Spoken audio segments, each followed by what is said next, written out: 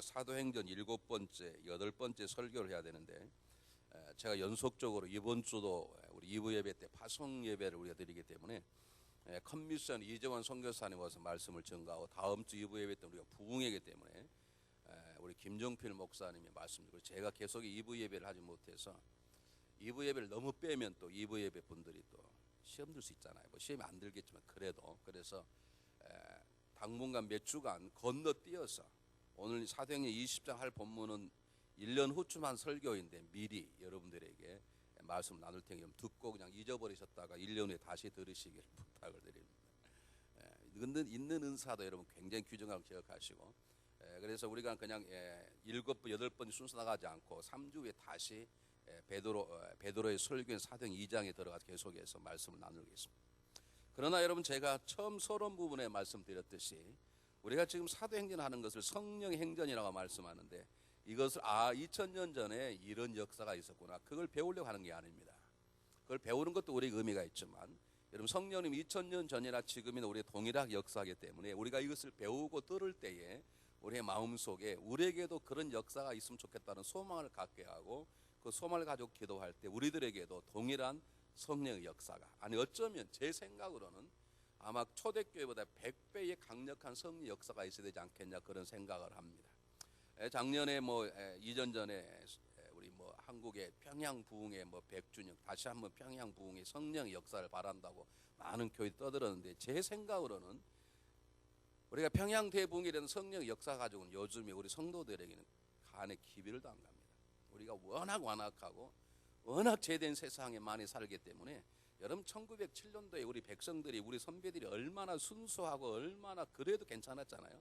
그런데 성령의 강력한 역사가 있다. 우리는 원자탑급 성령이 충만해서 겨우 우리가 움직이지 웬만큼 성령 역사에 가지고 움직이지 않을 만큼 우리들이 지금 강팍한 세상에 살아가고 있습니다.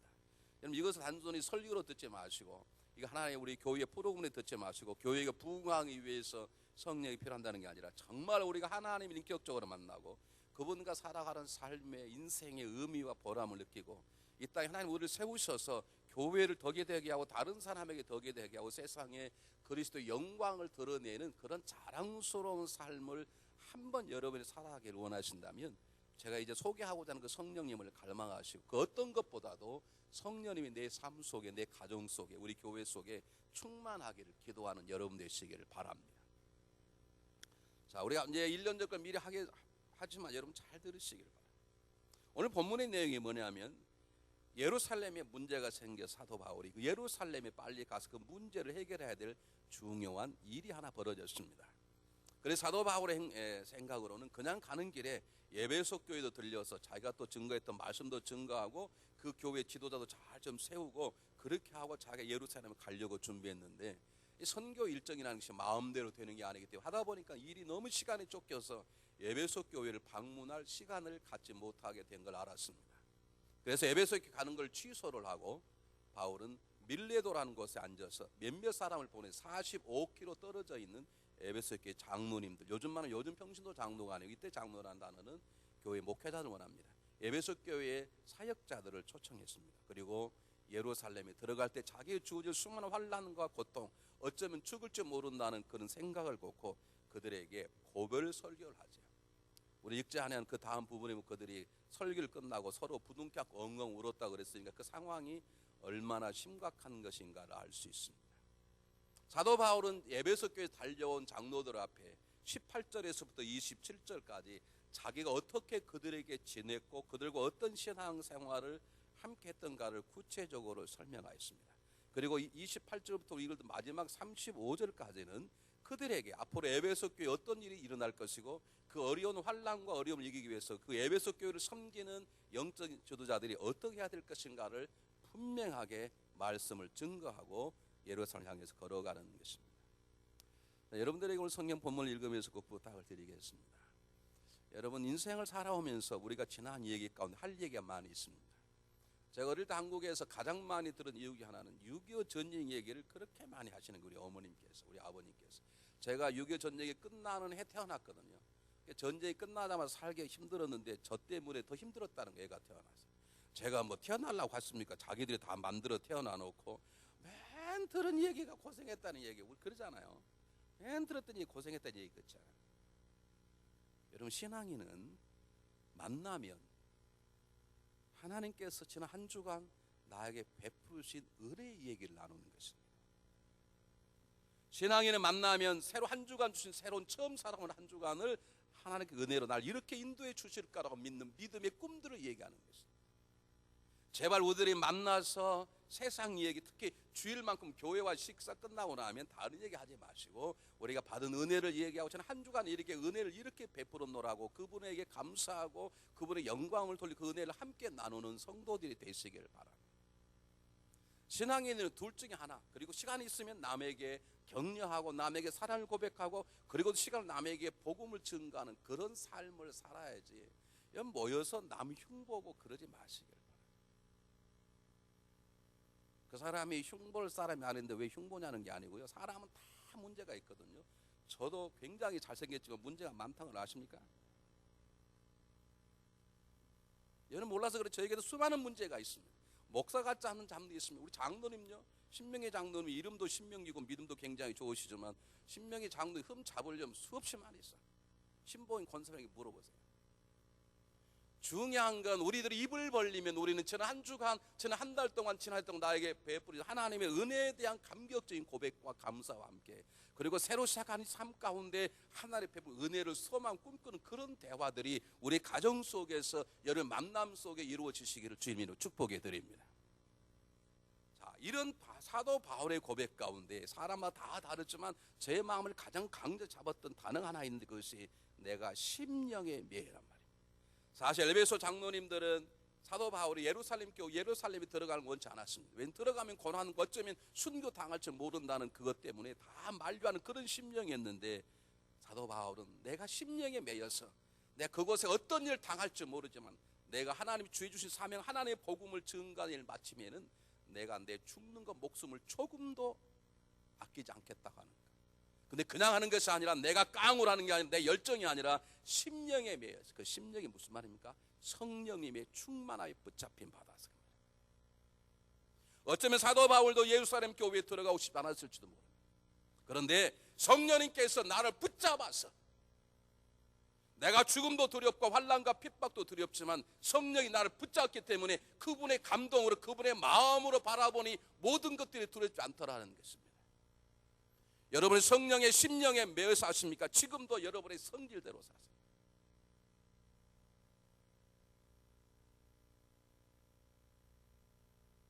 그래서 오늘은 이 성령에 매임 받았다고 고백하는 사도 바울의 고백, 나는 부족하지만 하나님의 은혜요, 나는 부족하지만 성령의 감동으로 내가 이 길을 갈 수밖에 없다고 고백하는 이 사도 바울의 성령 충만의 모습을 통해서, 아, 성령 충만을 받으면 이런 사람이 되는구나라는 걸 우리가 한번 보고, 그리고 하나님이 우리에게도 그런 성령의 충만함을 주시옵소서 그렇게 기도하고 응답받고 성령 충만함을 경험하는 시간이 되기를 주의 이름으로 축복해 드립니다.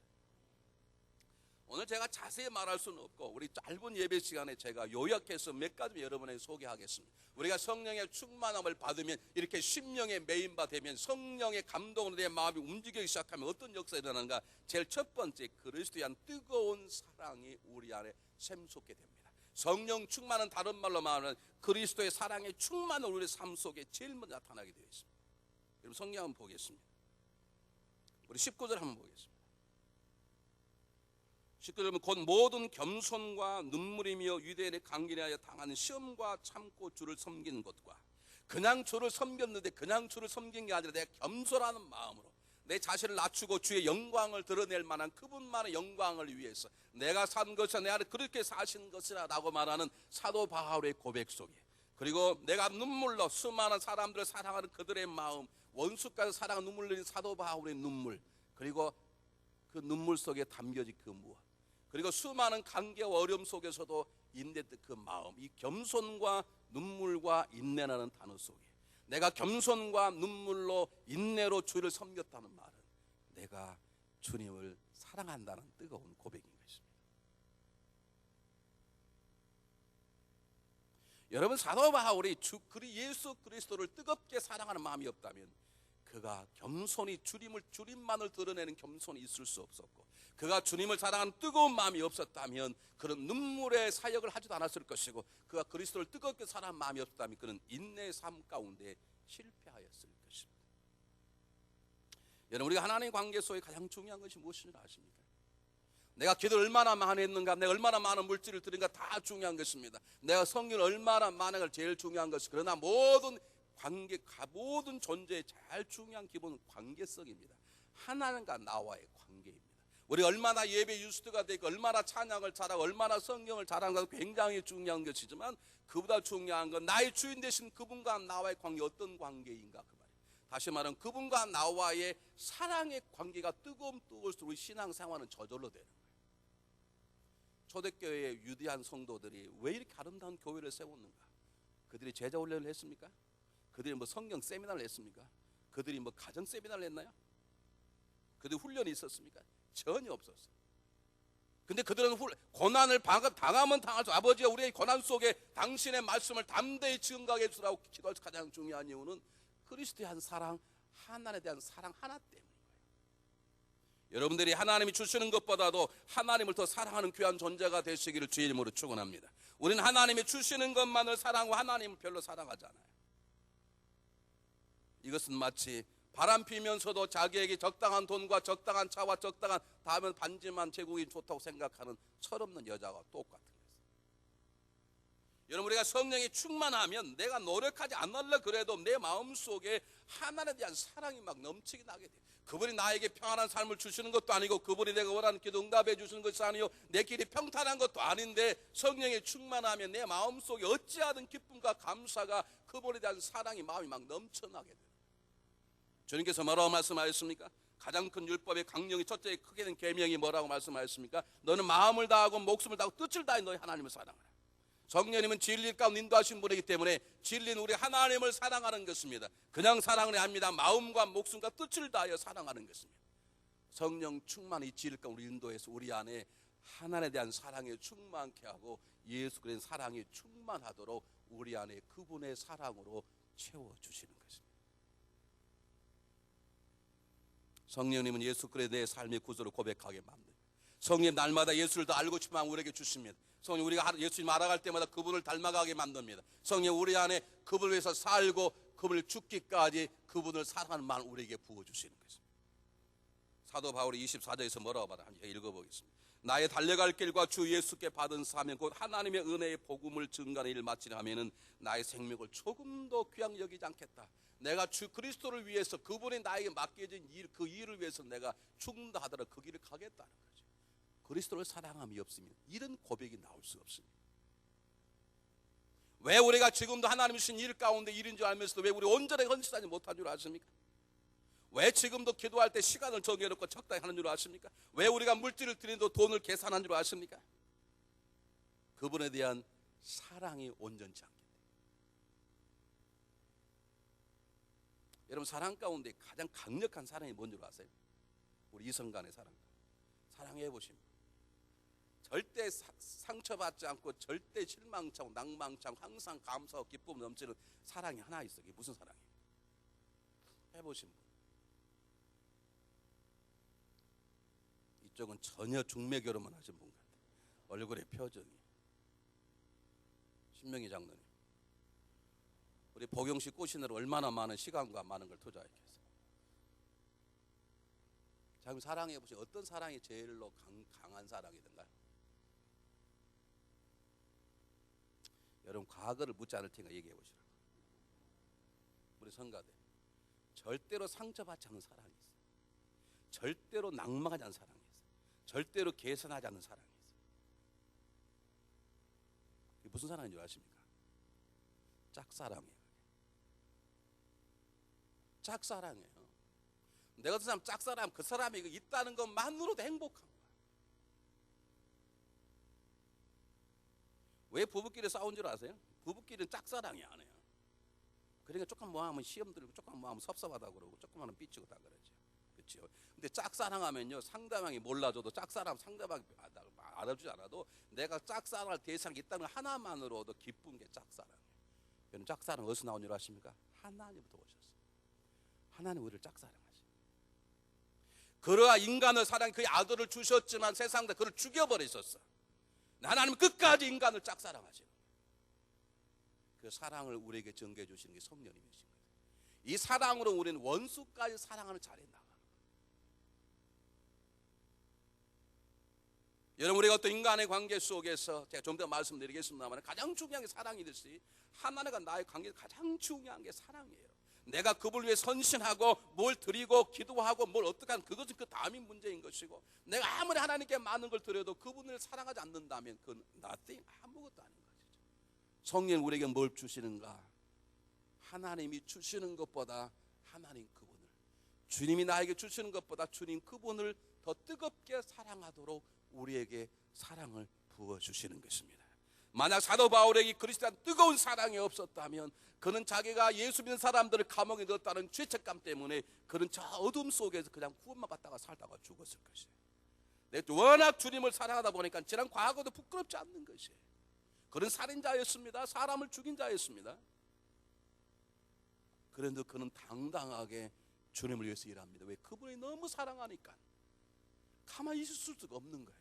그분을 너무 사랑하니까 자기 자신을 낮춰도 관계없는 거예요. 그분만 드러나면 되는 거예요. 그게 겸손이거든요.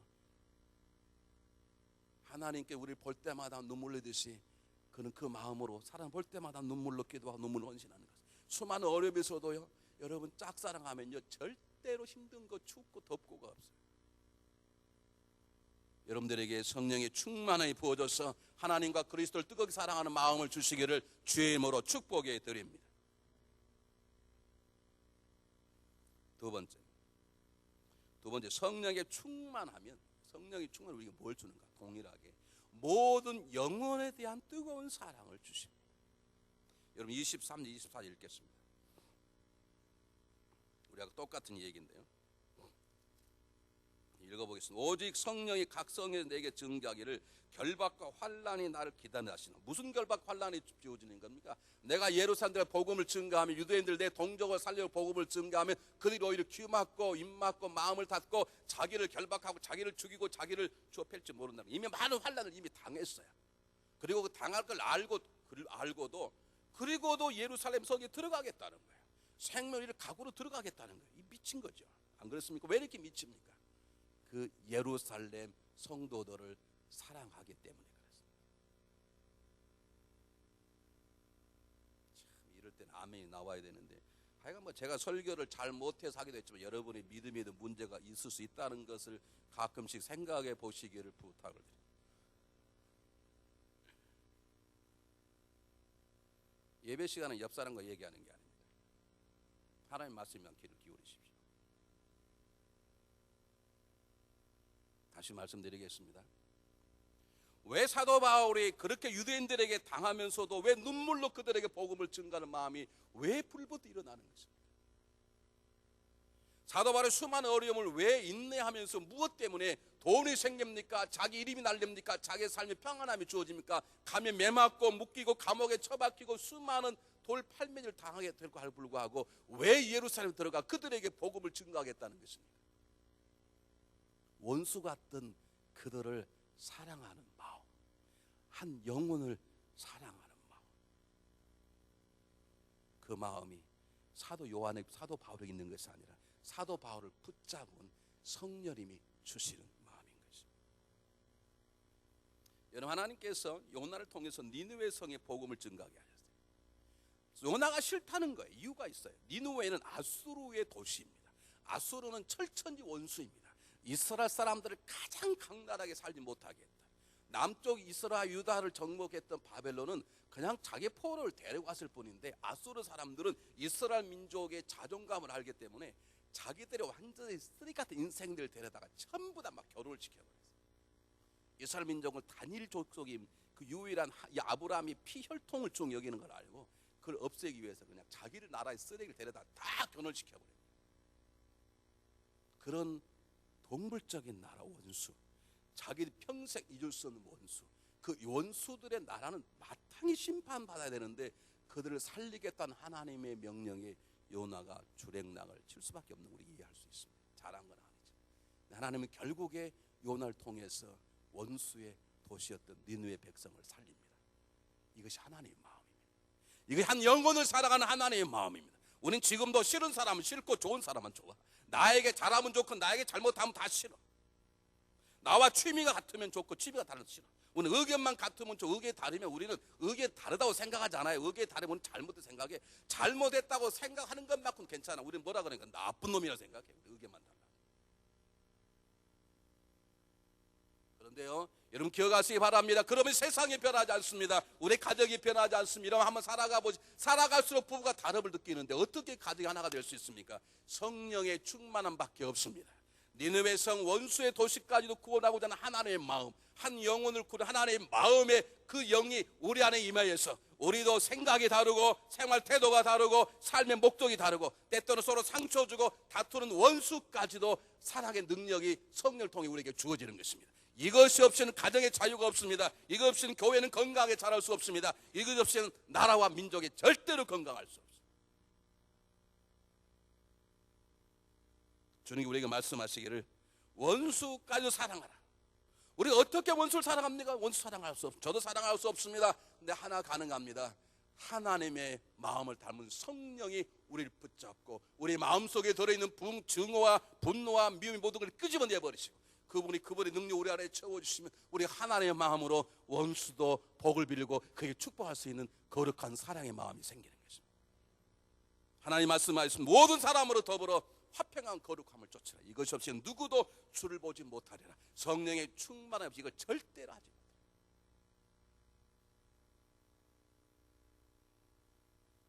여러분 우리가 신앙생활이나 우리 가정생활은 모든 생활의 가장 중요한 문제는 그거 아닙니다. 여러분 혹시 누구와의 관계 속에 상처 어려움이 있습니까? 분명한 건 그 사람 때문일 수 있습니다. 그러나 정확한 답은 그 사람 때문이 아닙니다. 내가 당한 상처 때문에 그 사람과 나와의 사이가 멀어진 게 아닙니다. 그 사람이 악한 마음 때문에 그와 나와 사이가 멀어진 게 아닙니다. 정확하게 말하면 내 안에 그것을 극복할 만한 성령의 충만함이 없기 때문에 그렇습니다.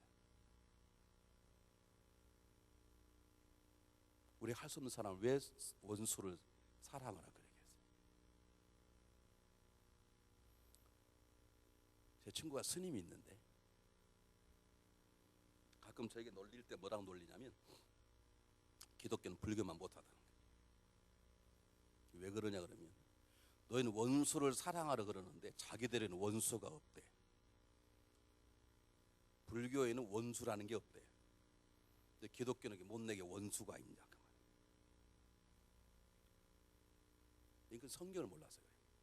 우리에게 원수가 있다는 게 아니라 원수 같은 수많은 사람까지도 성령의 능력으로 극복하고 사랑하라 그 말입니다.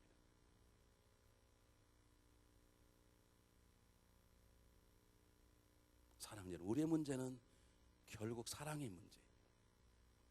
사랑이 있으면 문제가 문제되지 않습니다. 사랑이 없으면 모든 것은 nothing, 아무것도 아닙니다. 여러분 아내가 여러분 집에 들어오면 아유 서방님 오셨어요?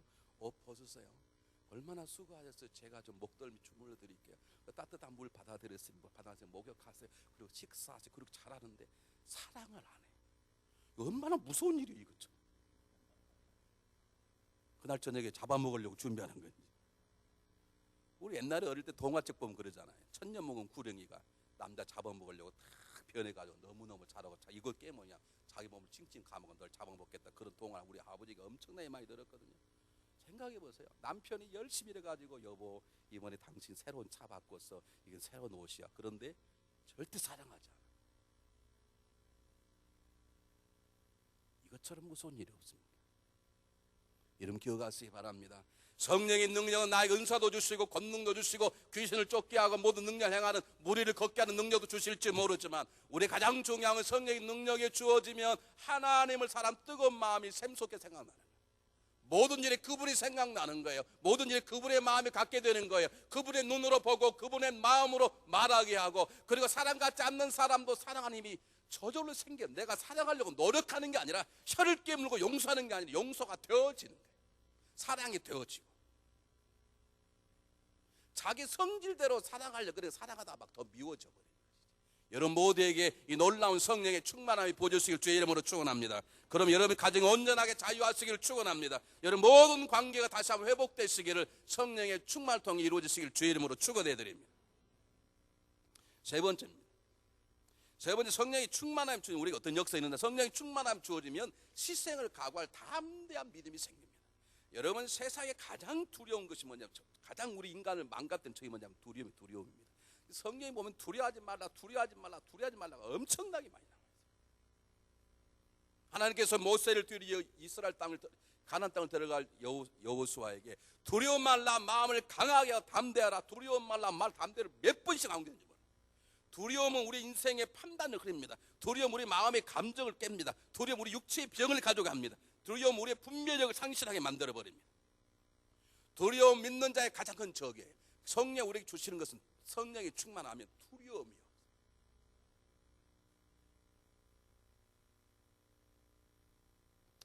한국에서 산기도를 가면 여러분 굉장히 무섭습니다. 산기도 가면요, 바람만 불어도 뱀이 오는 것 같고 별 생각이 다. 그런데 성령이 충만할 때는 하나도 안 참 이상한 거죠. 똑같은 생김새인 똑같은 사람입니다. 어떨 때는요, 정말 성령님이 내한테 숨어버릴 때 내가 성질과 세상의 감동으로 이게 분노가 생겨서 이걸 다스려 기도할 때 성령의 충만함으로 앉아있지 않으면요, 이 교회 혼자 기도할 때도 머리가 쭈삐 쓸 때가 있어요. 사단은 우리에게 다른 걸 주지 않아요. 두려움을 줘요. 여러분 뉴스를 보시면 소망을 갖게 한 뉴스는 하나도 없습니다. 모든 뉴스와 모든 소식은 다 어떻게 합니까? 우리를 두렵게 만들어요. 우리 어머님도 부모님들도 그렇습니다. 얘야 조심해라. 잘 갔다 그래야 되는데 얘야 조심해라. 우리의 모든 언어와 세상의 모든 것 우리를 두려워 떨게 만들어, 그 두려움은 하나님을 보지 못하게 하고 두려움은 하나님의 주신 은혜를 누리지 못하게 만듭니다. 걱정에 만듭니다. 내가 취직 안 되면 어떨까? 취직 안 되면 어때? 놀면 되지. 뭐 죽을 때까지 놀겠습니까? 우리가 얼마나 많은 두려움들이, 왜 사람이 병이 걸리면 두려운 줄 아십니까? 아픈 게 문제가 아닙니다. 병 걸려 죽을까 봐. 제가 답을 드리겠습니다. 병 안 걸려도 죽습니다, 여러분. 사업 망할까 봐 걱정. 여러분 사업 안 망해도 결국 다 놓고 갑니다. 세상은 수많은 두려움으로. 여러분 뭐 교통사고 났다고 뭐라고 뉴스에 냅니까? 뭐 교통사고 나가지고 한 번에 200명 죽었다 그러면 몰라. 이 한국 뉴스 보면 이번에 인천에서 한 명이 죽었어. 물론 그걸 통해서 운전 조심하라 그런 마음도 주시지만 그 할 필요가 없거든요, 사실. 우리들로 하여금 두려움을 만드는 게 세상의 영의 방법. 그런데 하나님의 성령의 능력은 우리에게 담대함을 주시는 것입니다. 여러분 담대함이 없다면 어떻게 환난과 결박이 있는 이곳에 갔겠습니까? 저는 제가 믿음 없을 때 제 모습을 합니다. 우리는 고등학교 때부터 데모를 해서 한국에서 반정부 데모를 했다고요.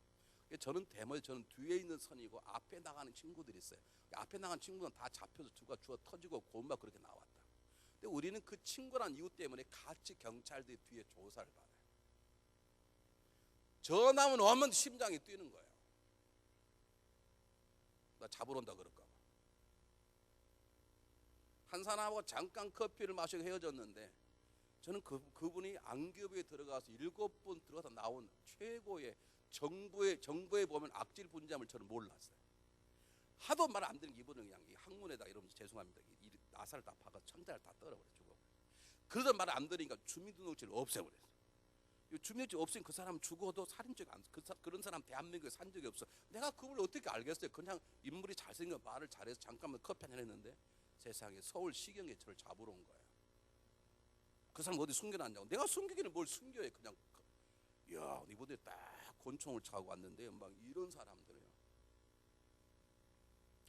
나는 이제 들어가서 반쯤 죽었다 이제.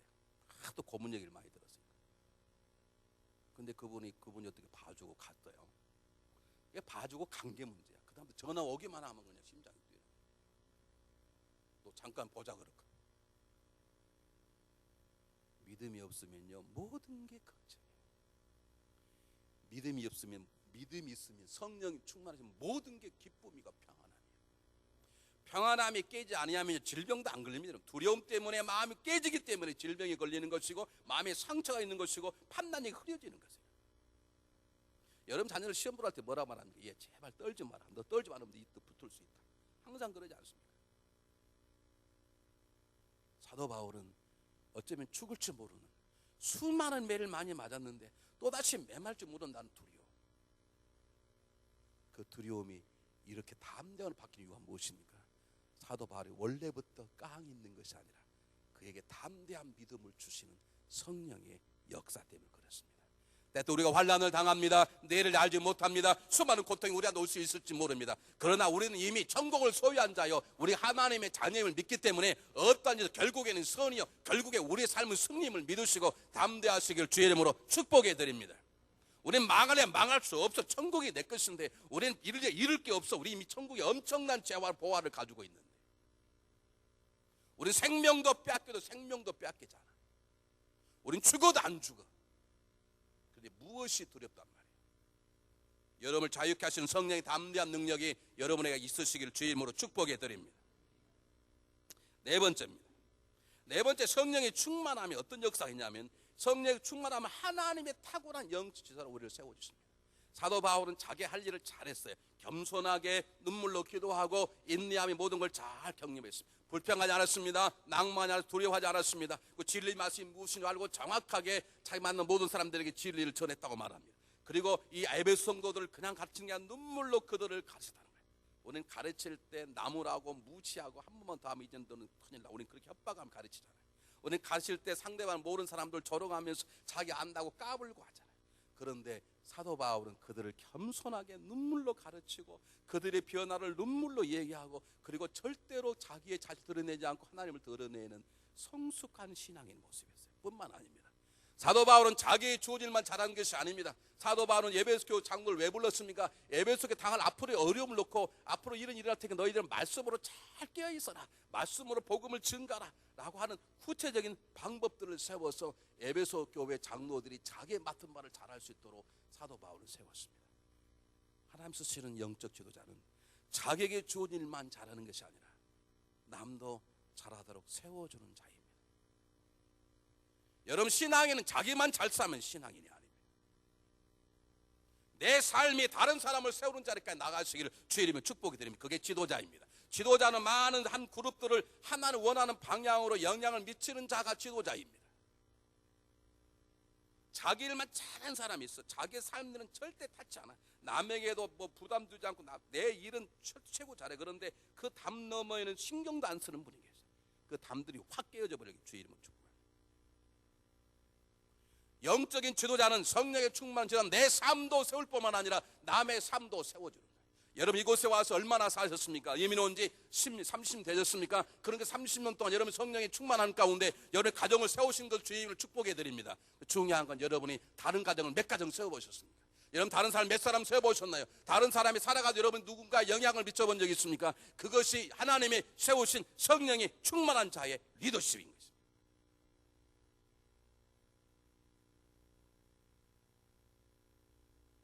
여러분 기억하시기 바랍니다. 우리가 정말로 성령이 충만하면 내 주신 사명만 잘 감당하는 것이 아니라, 내 인격만 성숙해지는 것이 아니라, 내가 내 일만 잘 준비하고 내 자신을 세워나갈 뿐만 아니라, 성령이 충만한 사람은 반드시 다른 사람도 성숙하게 만들고 다른 사람도 세워나가는 것을 기억하시기 바랍니다. 다섯 번째, 우리 22절 23절 읽겠습니다. 똑같이 얘기인데, 보라 이제 나는 심령의 매임을 받아 예루살렘으로 가는데 저기서 무슨 일을 만날지 알지 못하노라. 오직 성령의 각성이 내게 증가의 결박과 환난이 나를 기다린다시나. 여러분, 성령의 충만함을 받으면 성령의 인도함을 받습니다. 그럼 우리 인도함 안 받는가? 인도함 받습니다. 이미 예수 그리스도의 자녀가 된 사람들은 그 안에 성령이 거하시면 인도함을 받습니다. 근데 중요한 건 듣고 보고 만지는 것처럼 현실적이고 구체적 인도함은 성령의 충만함을 통해서만 가능합니다. 하나님 지금도 여러분에게 말씀하고 계세요. 하나님 지금도 여러분 손을 이끌고 계세요. 그런데 왜 그게 느껴지지 않는가? 여러분이 성령 충만치 않기 때문에 그래요. 우리가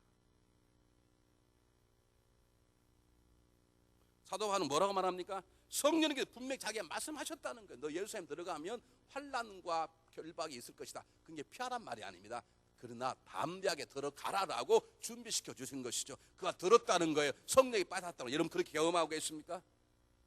여러분 성령의 음성을 듣습니까? 성령의 역사하신 눈에 보이십니까? 여러분 이끄시는 하나님 손에 보이십니까? 그게 보여야 되고 들려야 되는 거예요. 그것은 그냥 성령의 내재하심, 그냥 구원받는 수준으로는 impossible, 불가능합니다.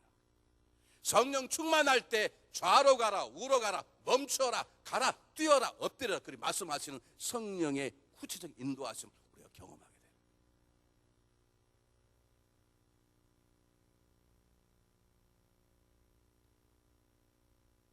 로마서 8장 14절에 보면 무릇 하나님의 영을 인도함을 받은 하나님의 자녀니라.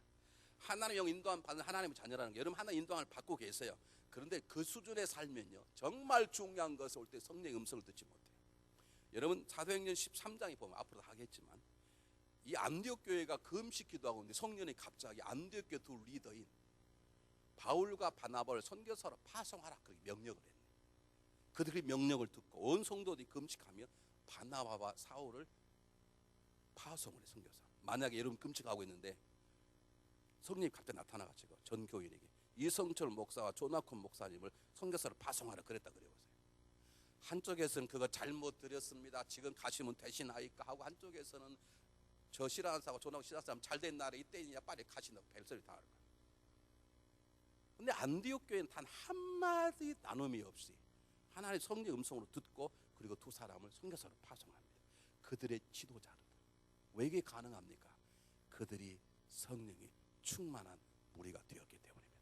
우리가 그냥 구원받은 사람으로서 우리가 그저 성령 지식 몇 개 아는 사람으로서만 살아간다면 우리는 성령님의 구체적인 인도하심을 보지 못하고 듣지 못하고 만지지 못하게 됩니다. 여러분 삶 하나님의 음성을 듣기를 원하십니까? 여호수아의 두려워 말라 담대하라 이런 음성을 듣기를 원하십니까? 하나님 구체 여러분을 인도해 주시길 원하십니까? 엘리야에 가서 기도하라, 엘리야 가서 너가 전하라 이런 구체적인 하나님 음성 가운데 여러분의 삶이 승리하길 원하십니까? 그럼 그 무엇보다도 하나님 저에게 성령을 충만함을 주십시오. 그 갈망이 여러분에게 있어야 될 걸 믿습니다. 여러분 인생을 살아보시 아시겠지만 우리 인간은 성질대로 살아요. 온순한 사람 온순한 사람을 살아. 성기 급한 사람 급하게 살아. 저는 밥을 굉장히 빨리 먹어요. 성질 급하니까. 이거 못 고쳐져요. 우리 집사람이 아무리 바가지 긁어도 안 돼. 긁으면 더 빨리 먹어 열받아가지고. 사람이 온순한 사람은 인생을 온순하게 살고요. 강박한 사람은 강박하게 살고요. 느린 사람은 늦게 살고요. 성질 급한 사람은 급하게 다 살아 그렇게. 그걸 극복하기가 쉽지 않아요. 여러분 기억하세요. 성령이 충만하면 내 성질도 극복하게 되어 있어요. 성령이 충만하면 내 인격과 능력도 극복되게 되죠. 왜? 그분의 마음과 그분의 심령과 그분의 능력이 내 삶 속에 역사하기 때문에. 그래서 하나님 우리에게 성령의 충만함을 주시기를 원하시는 거예요. 그래서 하나님 우리에게 성령의 충만함을 받아라고 말하는 거예요. 그럼 우리는 성령의 충만함을 갈망하셔야 되는 거예요. 예수님께서 뭐라고 말씀하셨습니까? 너희가 악할지라도 자녀에게 좋은 걸 줄 줄 알걸 하물며 천부께서 구하는 자에게 성령을 주시지 않겠느냐. 들을 게 있는 자는 들으시기를 주의 이름으로 축복합니다. 기도하겠습니다. 사랑의 하나님, 우리 그 무엇보다도 성령의 충만함을 주시옵소서. 성령의 충만함 우리의 성질과 성격과 우리의 환경과 우리의 능력을 극복하게 도와주시옵소서. 예수님 이름으로 간절히 기도하옵나이다. 아멘. 우리 시간 준비한 예물 드리겠습니다. 오늘 이 시간에는 우리